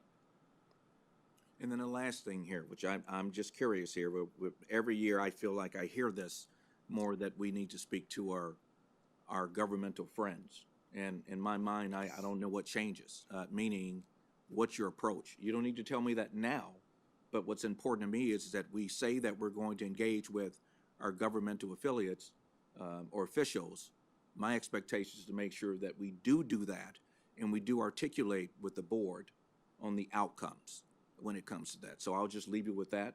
But I struggled with this, as I shared with Mr. Young, and I think you did a wonderful job at making appropriate adjustments. But I'm just stressing to you, this coming year, I'm going to be having a lot of questions and follow-up in our board meetings in regards to this. Okay? So thank you so much. Thank you for your input. I have a question to that, and I think it requires everybody to maybe think out loud and outside of the box a little bit. Did not you and the other OEC, or at least certainly York County finance groups, host an event at the Hood Center in Rock Hill where we might have had only one legislator that? We did. That was, I believe it was April 17th. So we can't communicate and do a better job if we can't even get them in the room. So the question is, I got you loud and clear. My retort is, why can't we get them in the room? I don't want you to answer that now. Like I said, that's my outside of the box question. So that's what I leave you with when it comes to that. But I think we have some challenges ahead of us. I believe that the model that we have, that's what's coming from the state and in comparison to local taxation, I think that's a challenge, and I look forward to hearing in the future. I see a direct parallel to our prior discussion about getting kids into school so that they can be engaged, so that they can be educated. And I'm not seeing this happen. And that's the problem. I got a good idea, though. We're going to start pushing merit-based funding. We did a good job. Most then, wouldn't we? You shouldn't come in first and get a last place prize. Word. Fair enough. Did you have Mr. Okay. Couple things that I had made notes of that have kind of been mentioned. Again, we don't like raising taxes. Nobody likes raising taxes. Well, Scott does, but the rest. I do not. Inside joke. He does I not. love being the greatest school district in the state of South Carolina. That's right. And right. raising taxes is part of that process. And So I that's am, what I love. I love the results. That's right. and I, again, just knowing that this is the first year in a while that we didn't try to go all the way to 19.7, right? And ended up with a net of 7 is pretty exciting. And if you do the math on that net of 7 for a business or a car or whatever, you gave some numbers, but in percentages, it's less than 2%. It's like 1.7%. And then for the home, it's actually a 4% decrease. So, I mean, it is a better place to be landing than 19.7.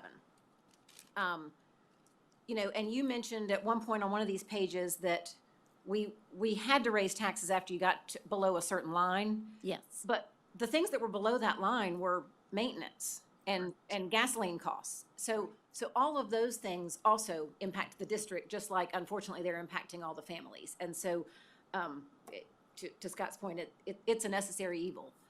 I also think that, kind of like we're doing with the engagement work, we are very excited about our number one position. But when you peel back, there are lots of things that we still have opportunities to improve. And I credit the district with the positions that you see on here are because we think they're very targeted things that would make a difference. And so those are the top priorities that everybody came up with. And then I guess my last point is that to the point about, you know, the strategic plan and what happens if we start seeing decreasing enrollment. We actually have seen decreasing enrollment in K through 2. Right. Right? And part of that's because it's becoming so expensive to live here that we're not having as many of the young families move in. We don't have the K-2 enrollment. Maybe they're choosing other routes, I don't know. But I commend you guys as to the work you've done to not just replace those positions just because we had 6 kindergarten teachers, let's have 6 kindergarten teachers, right? If we only need 5, then we'll only have 5 and we'll reallocate those. So I think that was very helpful in this year in particular, and may be one of those levers that we're able to continue to pull, as things evolve and change over time. So. For the record, I never advocated for a mill over He what did was not. recommended. He did not. You should all be very impressed by that, We right? were. I never said max millage. You clarified 2 or 3 times how much we could go, but. I did. Yes. I did. Yeah, no, seriously. It was a tough year, and and again, it's an unfortunate thing to be excited about, but I'm excited that it's only a 7 mil net compared to what it could have been. But the exciting thing here is we've got a mechanism in place now. As long as when these bonds roll off, and we go to market with those, that worked out really favorable for us. Now we don't know Right, what very all's favorable. there. And I'll just mention again, we have 5 bond issues that will be coming up in the next 12 months that we could potentially refinance for lower interest. Right, so we could do this Yes, same thing. And we Correct. also always cut the term on that. It's not just refinancing it for lower interest, but we never refinance it for We never longer extend term. it. correct, Right. correct. So I think it's 3 this fall and then 2 in the spring, or it might be 2 and 3, but it's 5 in the next 12 months. And the projections that you did to get to 82.5 is a long-range projection. It's not just this year, Correct. and then we have to go right back up. So Correct. that's encouraging. Correct. Based on the current assessed value. Right. We would start to see a decline in debt service. Okay. If no further discussion, all those in favor signify by saying aye. Aye. Any opposed? All right. Thank you. Action 1 passes. Don't leave, though, because now we've got consideration of approval of the year-end transfer. Yes, so at the last meeting, I shared the details with you about an opportunity for a year-end transfer. Most of the items on the list are things that you have seen before. These are things that have not made it into the recurring budget, such as the district-wide ebook media center collections to maintain the state compliance, small capital purchases for the schools, furniture replacements, software, and then middle school athletics. We generally have that on this list. And then we are asking you to consider, you heard a great report tonight about the superintendent's first-year initiative. Superintendent Young would like to continue that into next year. So this would include $100,000 towards that. And then $3.5 million would go to the contingency fund that we would then turn around and bring back into the budget based on our budget plan for the opening of Flint Hill Middle School. So the total transfer request is $4,589,470. And that is a result of, as I had mentioned earlier, where we stand with projected property taxes over budget, some other state funding that came in over budget, and then interest earnings have been favorable as well. What does that translate into in terms of percentage of the annual budget? You usually share that with us. Percentage of annual I budget, thought you already said it was like less than 5%. it would be less than 5%. Less than 2%. And it still maintains our fund balance at 18 to 19% of next year's budget. Which is how we're getting such great rates. It is. And it also keeps us from having to have a short-term borrowing for months that taxes aren't coming in. Right. It's a cash flow for us. Yeah, it is. It's less than 2%. So I'd rather miss on the positive side, but it's good that it's only Great. about 2%. I'd like to make a motion that we accept the recommendation of the administration for an end-of-year transfer of $4,589,470. Second. Motion is second for a year-end transfer as presented. Is there any discussion? Mr. Carey, it's in the budget. It is in the budget. No more retirement. All right, if no further discussion, all those in favor signify by saying aye. Aye. Any opposed? All right, that motion carries, but you are not yet done. Nope. The next item, I presented to you at the last meeting, a consideration to do a budget amendment for the current year budget. This is related to what you just approved on the year-end transfer. This is one of those, what I call those accounting things that our audit firm has recommended due to some accounting, financial reporting changes and how we will report variances. So our firm, Greenfin and Cawley, recommended that you do a formal budget, even though you just approved the year-end transfer, they recommend that you do a formal budget amendment to coincide with that, so that when we get to our published audit reports, it will show the budget was amended for the actual year-end transfer. So we are recommending that you do a budget amendment to adjust the 25-26 budget from $254,487,140 to $263,988,036. So 263,988,036.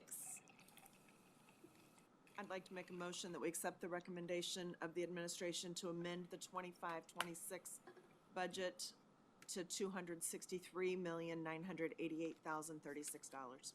Second. Motion is second to amend the 25-26 budget as discussed. Any discussion or as motioned? Just to clarify, so when we go to do this process next year and we're looking back, we're going to be using the 263 number because that's the actual. Correct.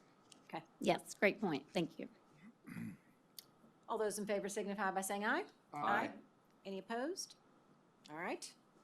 I think you have one more? One more. One more? Okay. So also at the last meeting, I presented some changes to you to policy DDA, which is the federal fiscal compliance. It has to do with federal grants.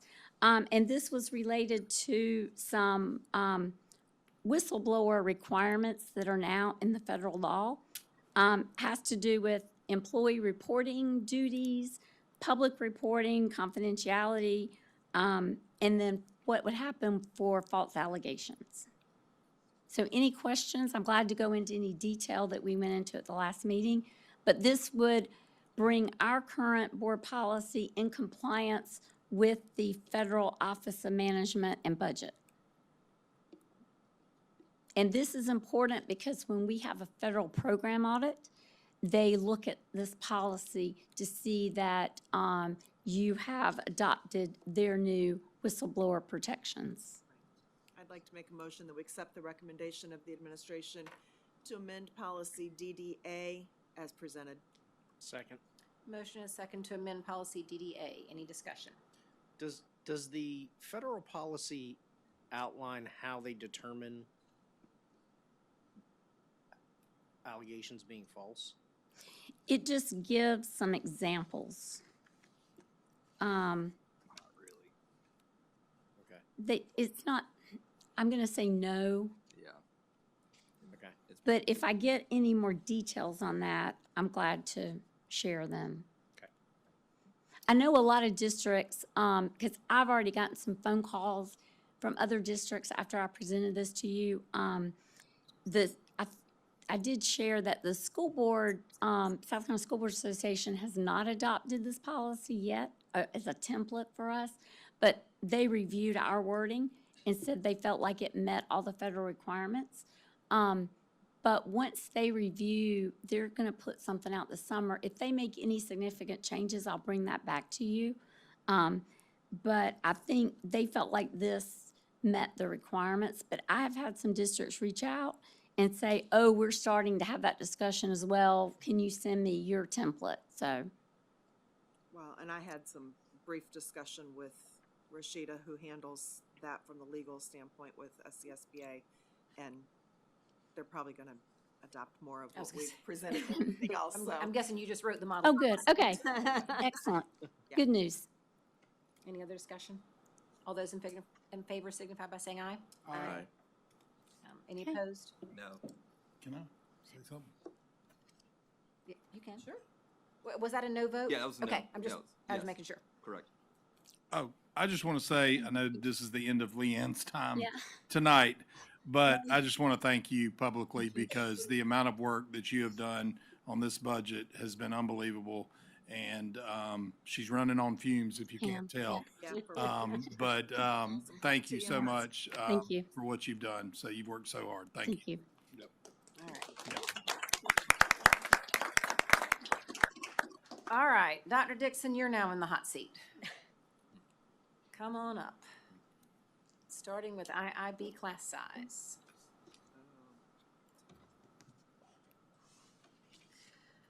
Good evening, Board Chair, members of the board. I'm happy to bring you for second reading for your consideration several policies that will impact our proposed limited school choice program.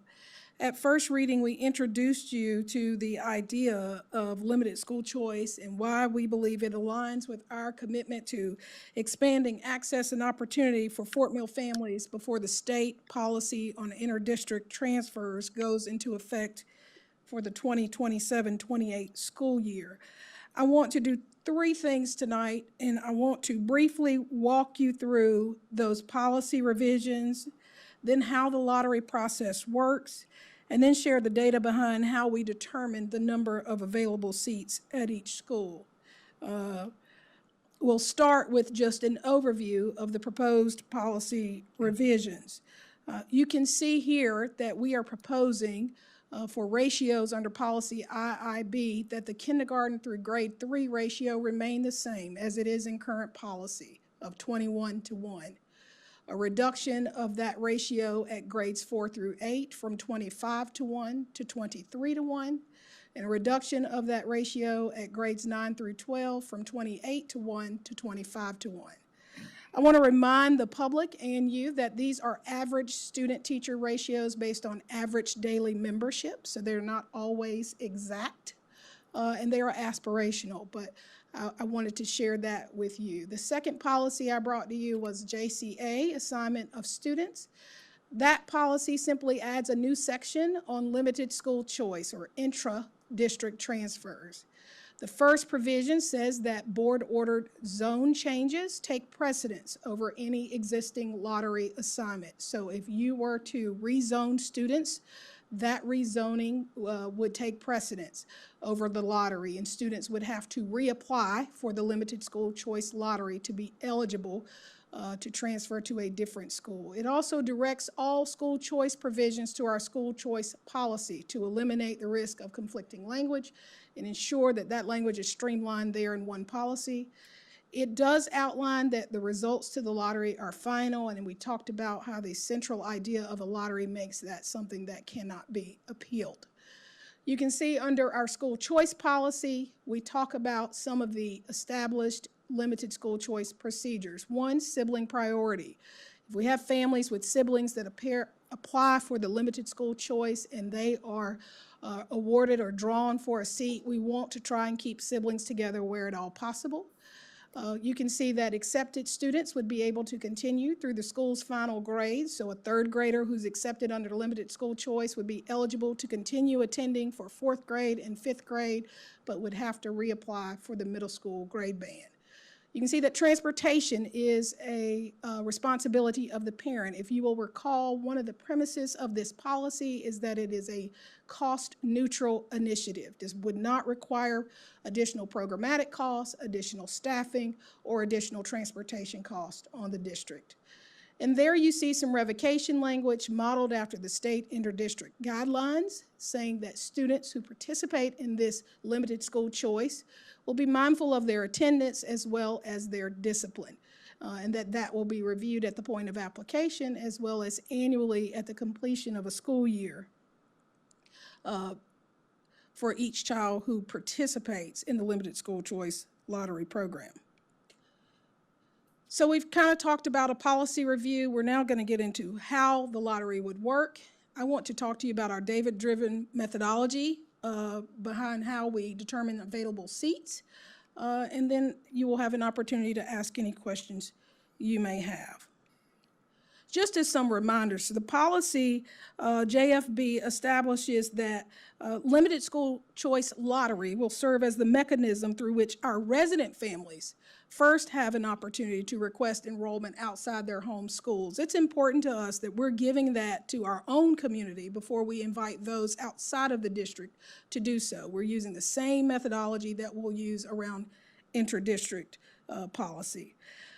Now, if approved, families would apply during an open registration window using a random lottery drawing to determine placement. Now, you'll see here that we have 6 designated choice schools based on capacity. And those seats are driven by our class size ratios under policy IIB. It's also important to know that each student would be entered individually. So I remember, Mr. Fraterola, you asked the question around, would you have a greater chance if you had more children in your family? It's equal individual odds. Every student enters the lottery for the schools to which they apply. So there is no greater chance if you have multiple children in your family. Just to clarify for that, though. Yes. But we are giving prioritization for siblings to Yes. join if If the other sibling is the chosen. other sibling is chosen. Yes. Only if there's room, though. When we get through to the procedures, I think it'll make sense. Okay, good. So our design principles: fairness, every student who applies has the same individual chance of being selected. Transparency, we have a designated district team, which includes members of the Office of Student Services as well as members of other district departmental teams to ensure we are addressing things, programmatic concerns or guidance around special education services or gifted and talented programs. And then we are using a data-driven buffer, and we applied that at every grade level based using this school year's late enrollment data to determine how many seats we should put in place as a buffer in the event the school is growing by its own home enrollment. So how the lottery would work. The lottery process follows a detailed set of written procedures, which we already have established. I want to walk you through those key steps. Our families would start by submitting an online application during an open registration window with a published closing date. Each student in a household is entered individually. They all have their own slip, which means they have their own individual odds. Families may apply to more than one school and may include multiple students from the same household in a single application.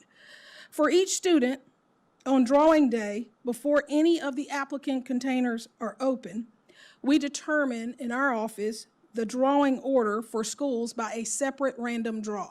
So we don't just randomly select which school we're going to draw for. We take all the names of the school, put them in a jar, we pull that school's name, and that school is the first one that's drawn. The reason for that is so that there is no school that has a structural advantage in the sequence. For each school, student slips are drawn one at a time. When the student is drawn, the conductor checks the available capacity at that grade level in real time. If a seat is available, the student is assigned, and if not, they are not selected. If the drawn student has siblings listed on the same application, sibling placement is checked immediately. Each sibling is assigned if a seat is available in their grade at that moment. While sibling placement is not guaranteed and will not exceed the capacity based on our student-teacher ratios. After the first drawn rule has been applied and all final outcomes have been determined, we will do a proactive review to determine whether we have siblings from the same household who were assigned to different schools. We call this sibling reconciliation. If there is an opportunity to reconcile and place students together in the same school, we will do that at the end of the lottery. If a student is drawn at more than one school, let's say a family enters their child at all 3 of the available elementary schools, the first drawn rule would apply. This means that they would be assigned to the first school drawn in that determined order. It ensures no student receives more than one placement. We would notify all of our families in writing upon the completion of the lottery, and as I've mentioned before, those outcomes would not be available. Questions before I move on? I want to talk to you a little bit about the seat allocation methodology. Our target class size ratios established under policy IIB class size set 1 to 21 for kindergarten through second grade, 1 to 23 for grades 3 through 8. These ratios drove the analysis. For each school, we calculated maximum capacity by multiplying the number of core teachers by the target ratio. We then subtracted the actual enrollment to determine available seats and applied a buffer. At our elementary schools, as well as our middle schools, we applied an additional adjustment for programmatic concerns. For example, for self-contained GT classrooms, GT teachers were excluded from the general capacity calculation. This ensures that the ratios we are working from reflect the actual conditions in general education classrooms and not a blended figure that obscures the real picture for student-teacher ratios. Before allocating any seats, as I mentioned, we held a buffer at every grade level. Rather than using an estimate, we calculated the buffer using actual data, specifically the number of students who enrolled at each school after the 10th day through the end of the prior year. We divided that figure evenly across grade levels and then rounded it up. I will remind you that buffer is probably actually more stringent than it needs to be because some of our schools were on a freeze. And so we included those students who were enrolled on a freeze at some schools who would have been enrolled elsewhere. This gives us school-specific reserve that protects against ratio overcrowding from late enrollment movements after lottery placements are made. The result is that we would have 295 available lottery seats, with 140 at the elementary level and 155 at the middle level. You can see here the schools that have been identified based on their capacity. Our 3 elementary schools would be Springfield Elementary School with 58 seats, Sugar Creek Elementary School with 48 seats, Fort Mill Elementary with 34 seats, Banks Trail and Fort Mill Middle, both with 57 and respectively 56 seats, and Springfield with 42 seats. In summary, I think the work we've done establishes a fair, transparent, and data-grounded pathway for our Fort Mill families to access school choice. The lottery process is procedurally sound. It's built on evidence and data, and it's designed to protect both the families who apply and the students who are already enrolled in our schools. We have the procedures written and documented. Our capacity analysis is complete. We have our communication materials ready for families. If approved tonight, we are prepared to open the registration window and conduct the lottery according to our established timeline. I am happy to answer any questions you may have and would welcome them at this time. Just to make sure that I understand, I'm gonna use a hypothetical. If a family had one specific school, they'd heard that that school had an excellent, energetic principal and they wanted that experience for their child, they could just enter for just that school if it's one of the ones that you... That's correct. Families will have a choice. They can enter for one school, or they can select 2 schools, or they could select all 3. And then if they just didn't want their kids to go to school with the people down the street, or whatever their reason for wanting away from their home school, they could put in for every school that you listed at that age group that has an opening. So again, the parents are in charge of these choices. Yes, ma'am. Okay. That's correct. Making sure that I understood that process. That's correct. Thank you. That's a good question. So we had a lot of middle schools, the schools in the seat. Did I miss the elementary schools in the seats? They were there. They were on the screen. Okay, I just didn't see it. Okay. Cool. This is the same process we'll follow with the interdistrict transfer process. What this has given us an opportunity to do, as I mentioned, is one, to give our families access to choice before we give non-resident families access to choice, but also to put the methodology in place and get prepared a year in advance. And so, this year, obviously, it's only inter-district. But the timeline is how you would control that throttle of allowing current district families to go through the process first, right? Yes, ma'am. You notice I talked about an established timeline and closing date. So in the future, if we were to adopt limited school choice, this process would typically happen in the fall of each school year to be applied to the following school year. Okay. The inter-district process would happen in the spring of each school year to be applied to the following school year. Okay. Which would still give our resident families choice first. Okay. So, Dr. Dixon, you've almost a year here. Glad to have you. Thank you. I'm glad to be here. The question I have for you is, could you summarize from your point of view, coming into the district and helping bring this to life?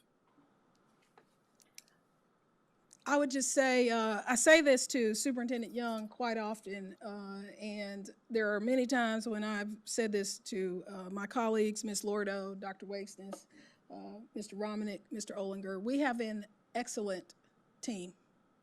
We have an outstanding team. We collaborate around things that are within our departments and outside of our departments. So it is important to me that I recognize that we need a cost-neutral process to be able to meet the needs of our families. And so working closely with Ms. Lordo, being able to talk through those things, as well as we have the programmatic considerations with folks in Dr. Wakeson's department, making sure that we're capturing when parents are applying, if their student receives IEP services or gifted and talented services or 504 services, and looking at each individual child to ensure that their needs are going to be met.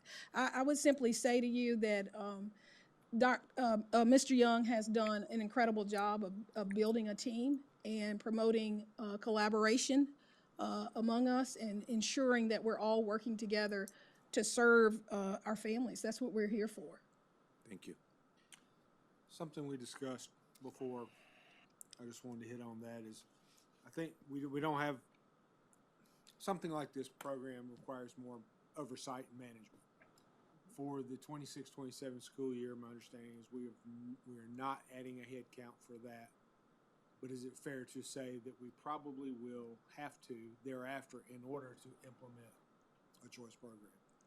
Well, I think there are two options there. I think we want to just, we want to watch it and see how it goes and how well we can manage it. We have also talked about a software that would actually do the manual work of this for us. So those late nights I spent determining the capacity, analyzing the data to ensure a buffer to account for normal growth to a homeschool, we would be able to engage with a third party who could support us with that. So we want to watch it and see. I'm not going to say no, but we do think, we might be able to manage it. Excellent. Good way to look at it. So I'm not sure if this is where to talk about this or not, but I know people out there have questions, particularly about the inter-district, people coming from outside the district, and how we, where's the funding come from? We're paying for other people to come. Either one of you want to address that for the public here?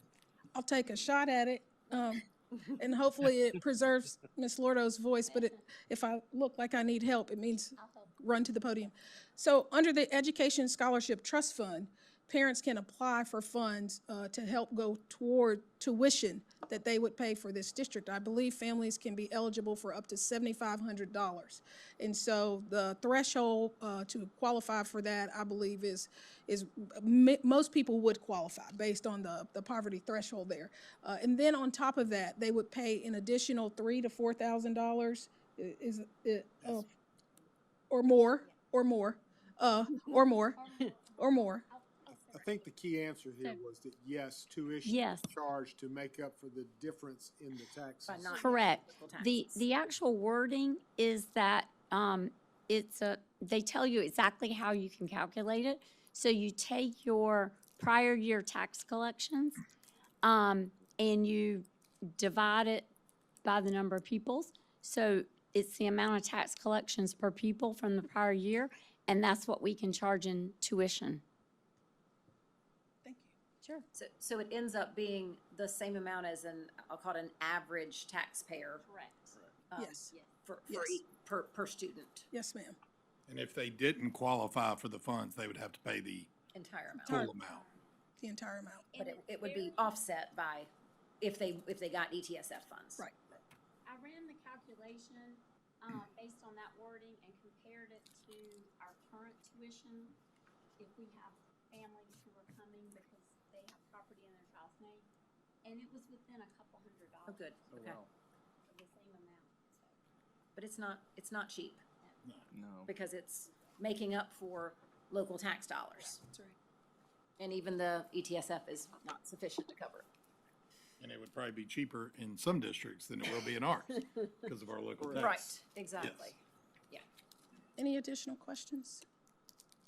I feel like you also answered a lot. Like Brandon had some questions earlier. I feel like you actually hit a good amount of those that he had. So yeah, good. I think the one thing is that this is very, when you think about school choice traditionally, it's usually tied to programs and how schools offer programs. And I think this is, I love the proactive approach for a government mandated delivery that's coming to us with interdistrict choice, and getting ahead of that and making sure that our people are taken care of in Fort Mill first if they want an option for choice. So I commend the team as usual. Amazing job. Great job, Dr. Dixon. Thank you. I particularly like a couple things. At this moment, it's focused on elementary and middle. Yes. And to your point, we're consistent in programs, especially at elementary and middle. And there's lots of different reasons that a parent might want their child to attend a different school. So this gives that option. I like that it's based on capacity, because I know some schools just have 10 seats at every school are open. So I like this better as far as, being intentional about, hey, we have room here. Let's fill those seats up rather than overcrowd certain places by just making it across the board. Just like our freeze process. Right, very similar to the freeze process in reverse. I think there is an opportunity down the road, if we start having different programs, that could be an expansion of the application. And then I think we'll have to think long and hard, and it's Mm-hmm. probably going to be forced upon us next year because of the inter-district, what it means at the high school level, because it's very different in terms of the capacity numbers are just not calculated the same way, right? Correct. It's classroom by classroom, and so I anticipate there's another wave coming, and some challenges just to figure out exactly how that needs to work. And again, it needs to work first for our own families before we introduce it to those from outside the district. So, Yes, ma'am. anything else? All right, hearing no other discussion, all those in favor of adoption of, or let's start out with revision, well, you hadn't made the motion. I was gonna Sorry, say, sorry. but I have totally neglected that I Wait. did. I'd like to make a motion that we accept the recommendation of the administration to approve policy IIB as presented. Second. All right, motion and a second for IIB. Is there any discussion about IIB in particular? No. Nope. All right, all those in favor signify by saying aye. Aye. Any opposed? Motion carries. I'd like to make a motion that we accept the recommendation of the administration for amendments to policy JCA as presented. Second. Motion and a second for adjustments to JCA, and I do believe JCA is the one that says essentially, this is the process. And so there's no appeal, there's no alternate path. This is the process for our limited school choice. Actually, no, that's JFB. This is JCA is. Oh. This is a summit. JCA outlines that boundary rezoning take precedence over the lottery. It does say that there is no appeal to the process and that there are revocation thresholds. Okay. All right. Any other discussion there? All those in favor of policy changes for JCA signify by saying aye. Aye. Any opposed? All right, that motion carries. I'd like to make a motion that we accept the recommendation of the administration for the amendments to policy JFB, school choice, as presented. Second. Motion and a second for revisions to policy JFB, school choice. Any discussion on this one? A lot of work going into this, so all those in favor signify by saying aye. Aye. Any opposed? Be careful what you wish for. Now you're in charge of school choice. Thank you, I think. Well, Charge of it by just like virtue I of- thanked Ms. Lordo, thank you, Dr. Dixon, for all of your work on this, because she has worked tirelessly on these policies, so thank you. Well, and I appreciate the thoroughness Yep. and sharing it with us on multiple occasions so that we could be certain that we were clear and understanding on it. So Well, thank you. and continuing to tweak as we've thought of new things that will happen, like attendance boundaries and things, because. Right. All right, I think you're off the hot seat. We've now got a few more policies and things to update from Mr. Olinger. Good evening. I'm not Mr. Olinger. You're not off the hot seat. However, he is a dear friend and colleague, and I am presenting his second reading policies on his behalf because he could not be here tonight. I believe the first policy is policy GCB, professional staff contracts and compensation. As a reminder, policy GCB changes include requiring the acceptance of staff contracts before May 11th annually, and requires the superintendent to notify teachers of their tentative assignment no later than 14 calendar days before the students return to the start of the school year. As requested, Mr. Olinger did make the change to say, under the heading of contracts, superintendent or designee. If you have any questions, I will do my best to try and answer those. I'd like to make a motion that we accept the recommendation of the administration for the amendments to policy GCB as presented. Second. Motion is second to revise policy GCB. Any discussion? All those in favor signify by saying aye. Aye. Any opposed? Tell Mr. Olinger his motion carries. I will tell him.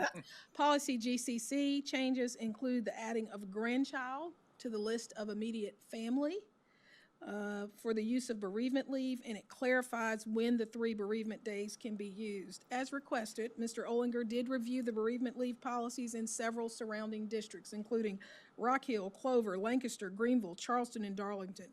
Those districts also cite 3 days, just as our policy reads. I'm happy to take any questions that you may have. I'd like to make a motion that we accept the recommendation of the administration to approve policy GCC as amended and presented. Second. Motion is second for revisions to policy GCC. Is there any discussion? All those in favor signify by saying aye. Aye. Any opposed? Motion carries. And finally, policy GCQD changes include updated language terms, a new breach of contract section that details the break of contract process and updates the contract release deadlines and requirements. I'd like to make a motion that we accept the recommendation of the administration to amend policy GCQC and GCQD as presented. Second. Motion and a second for GCQC and GCQD. Is there any discussion? All those in favor signify by saying aye. Aye. Opposed? And that motion carries. And with that, you are officially off the hot seat and you're in it. Awesome.